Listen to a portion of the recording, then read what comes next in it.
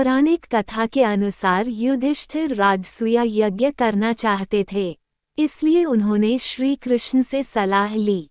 कृष्ण ने उन्हें बताया कि जरासंध का वध किए बिना वे राजसूय यज्ञ नहीं कर सकते। जरासंध ने अनेक राजाओं को जीतकर उन्हें अपने अधीन कर लिया था। दुष्ट कंस, शिशुपाल आदि उसके पराक्रम से भयभीत थे और उसके अधीन थे। यहाँ तक कि भगवान कृष्ण भी उसे पराजित नहीं कर सके। युधिष्ठिर जरासंध के बल और पराक्रम के बारे में जानना चाहते थे। श्री कृष्ण ने उन्हें जरासंध की कथा सुनाई। जरासंध मगध का राजा था। उसके पिता बृहद्रथ मगध के एक वीर, पराक्रमी और अद्वितीय पराक्रमी शासक थे। उनके पास 3 अक्षौहिणी सैनिकों की सेना थी। उन्होंने काशी नरेश की 2 सुंदर जुड़वां पुत्रियों से विवाह किया था। वह भाग्यशाली था कि अपनी दोनों पत्नियों के साथ उसने अपनी युवावस्था धन संपत्ति के भोग में बिताई। लेकिन यह उसका दुर्भाग्य था कि उसके वंश को आगे बढ़ाने वाला कोई पुत्र उत्पन्न नहीं हुआ। बृहद्रथ और उसकी रानियां अत्यंत ईश्वर भक्त और धार्मिक प्रवृत्ति की थीं, इसलिए उन्होंने पुत्र प्राप्ति के लिए अनेक यज्ञ और अन्य अनुष्ठान किए। एक दिन गौतम वंश के कक्षीवान के पुत्र चंडकौशिक ऋषि उनके नगर में पधारे। राजा को ऋषि की चमत्कारी शक्तियों का ज्ञान था, अतः वे अपनी पत्नियों के साथ उनसे आशीर्वाद लेने के लिए उनके पास गए। उन्होंने रत्नों की भेंट देकर ऋषि को प्रसन्न किया। ऋषि उनकी भक्ति से प्रसन्न हुए। ऋषि ने पुत्र प्राप्ति के साधन के रूप में राजा को एक आम का फल दिया। राजा ने वह फल अपनी दोनों पत्नियों को दे दिया। रानियों ने उस फल को 2 बराबर भागों में बांटकर खाया। इससे परिवार के सभी सदस्यों में खुशी और उल्लास छा गया। कुछ समय बाद जब उचित ऋतु आए तो दोनों रानियों ने 2 खंडित शरीरों को जन्म दिया, जिनमें एक आंख, एक हाथ, एक पैर, आधा पेट, आधा चेहरा और आधा गुदा था। खंडित शरीरों को देखकर रानियां कांप उठीं। मानव शरीर के आधे हिस्से देखकर वे दंग रह गईं। अंततः दोनों बहनों ने शरीर के टुकड़ों को फेंकने का निर्णय लिया। एक बार फिर एक बहुत ही अनोखी घटना घटी। जरा नाम की एक राक्षसी को वे टुकड़े वहां पड़े मिले। वह भी यह अनोखी चीज देखकर आश्चर्यचकित हुई। उसने उन टुकड़ों को अपने हाथ में लिया और उन्हें एक साथ जोड़ दिया ताकि उन्हें ले जाना आसान हो जाए। जैसे ही टुकड़े जुड़े, उनसे एक ही शरीर वाला एक वीर बालक उत्पन्न हुआ जो वज्र के समान कठोर और बलवान था। जरा भी उस बालक को उठा नहीं पाए। वह बालक इतनी भयंकर गर्जना कर रहा था मानो बादल बरस रहे हों। राजा, रानियां और अन्य लोग ये देखने के लिए बाहर आए कि माजरा क्या है। जब जरा ने असहाय, निराश और उदास रानियों और राजा को एक साथ देखा तो उसने बालक को राजा को सौंप दिया। बालक को प्राप्त कर राजा और रानियां आनंद से भर गए। इस अवसर का भव्य उत्सव मनाया गया। जरा द्वारा बालक के शरीर के टुकड़ों को एक करने के कारण उसका नाम जरासंध रखा गया। बालक दिन प्रतिदिन शुक्ल पक्ष के चंद्रमा की भांति बढ़ता गया। कुछ समय बाद मगध राज्य में चंडकौशिक ऋषि पुनः आए। ऋषि ने भविष्यवाणी की कि जरासंध की उन्नति होगी और कोई भी राजा पराक्रम में उसकी बराबरी नहीं कर पाएगा। देवताओं द्वारा भी उस पर छोड़े गए अस्त्र शस्त्र उस पर कोई प्रभाव नहीं डाल पाएंगे। वह सभी राजाओं की बढ़ती हुई समृद्धि को अपने अधीन कर लेगा। सभी राजा उसके आज्ञाकारी बने रहेंगे। अपने पिता के कुशल मार्गदर्शन में उन्होंने ऋषभ राक्षस नामक एक राक्षस को मार डाला, जो राज्य के लिए खतरा था। इस प्रकार मगध के राजा ने अंततः अपने सभी मित्रों और रिश्तेदारों को बुलाया और जरासंध को मगध का राजा घोषित किया। जब जरासंध को राजा के रूप में स्थापित किया गया तो उसने अपनी वीरता से कई राजाओं को अपने अधीन कर लिया। कौशिक द्वारा बताए अनुसार अपने पिता और माता के वन में चले जाने के बाद राजा जरासंध ने सचमुच पूरी दुनिया पर शासन किया। उनका विवाह काशी नरेश की पुत्री से हुआ था। उन्हें 2 बेटियों और सहदेव नामक एक पुत्र का आशीर्वाद मिला। उनकी बेटियों का विवाह कंस से हुआ था, जिसका भगवान कृष्ण ने वध किया था। कुछ समय बाद जब राजा कंस को वासुदेव ने मार डाला, तो उसके और कृष्ण के बीच दुश्मनी पैदा हो गई।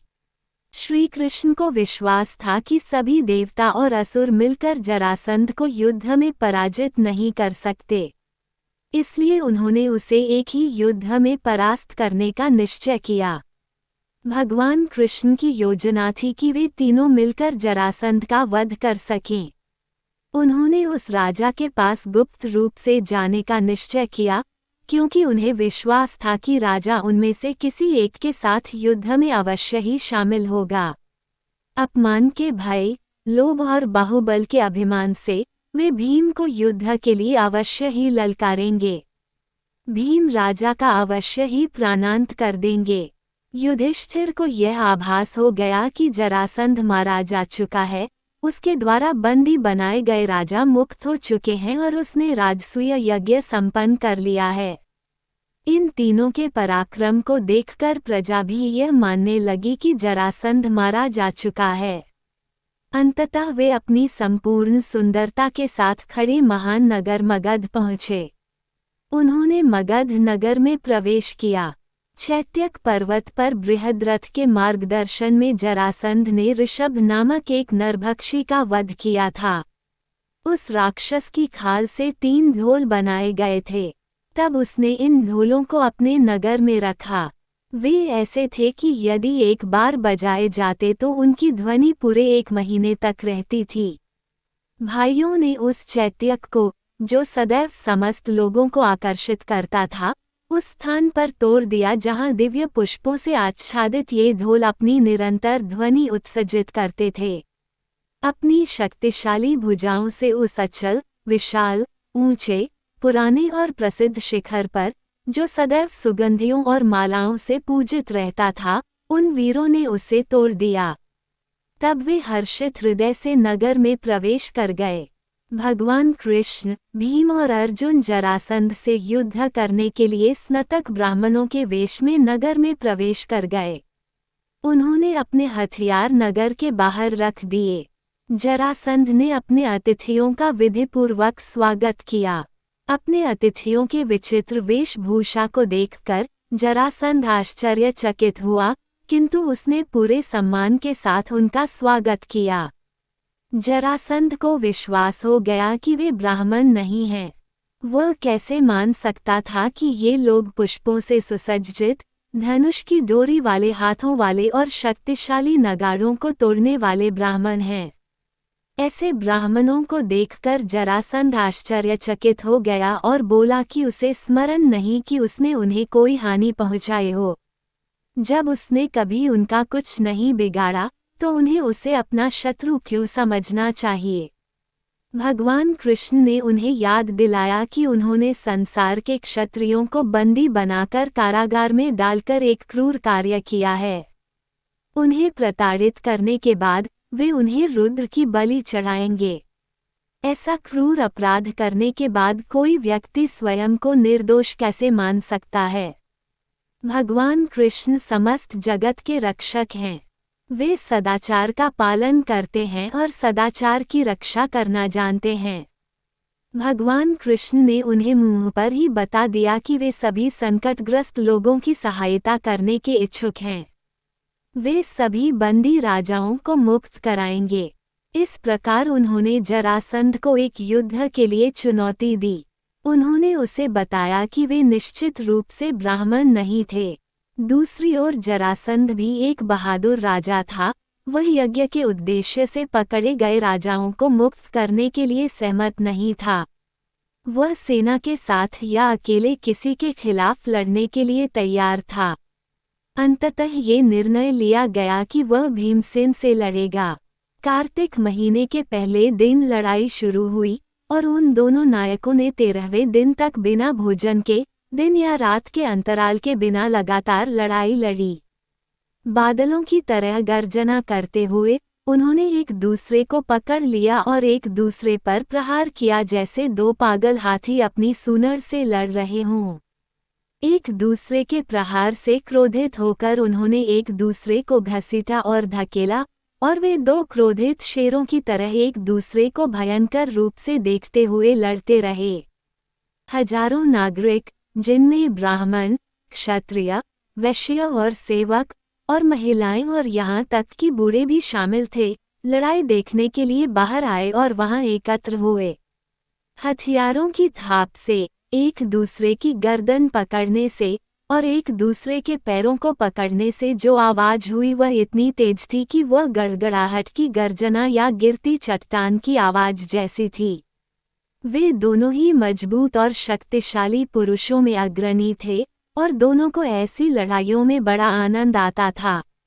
प्रत्येक दूसरे को हराने के लिए उत्सुक था और प्रत्येक दूसरे की थोड़ी सी भी लापरवाही का फायदा उठाने के लिए सतर्क था। ये 14वें दिन की रात थी। मगध राजा थकान से रुक गया। भीम ने उसे मारने की ठान ली थी। भीम ने अजेय जरासंध को हराने की इच्छा से अपनी सारी शक्ति और साहस जुटाया। भीम ने बलवान जरासंध को उठाकर 100 बार घुमाया, फिर अपने घुटने से जरासंध की रीढ़ की हड्डी पर प्रहार किया और उसके शरीर के 2 टुकड़े कर दिए। इस प्रकार उसे मारकर भीम ने जोर से दहाड़ लगाई। भीम की दहाड़, जब जरासंध भीम के घुटने से टूट रहा था, उसकी दहाड़ से मिलकर इतनी जोरदार दहाड़ उठी कि हर प्राणी के हृदय में भय व्याप्त हो गया। मगध के लोग भय से गूंगे हो गए, यहाँ तक कि भीम और जरासंध की दहाड़ से कई स्त्रियां समय से पहले ही प्रसव पीड़ा से गुजर गईं। भीम की दहाड़ सुनकर मगध के लोगों को लगा कि हिमालय धरती पर उतर आया है।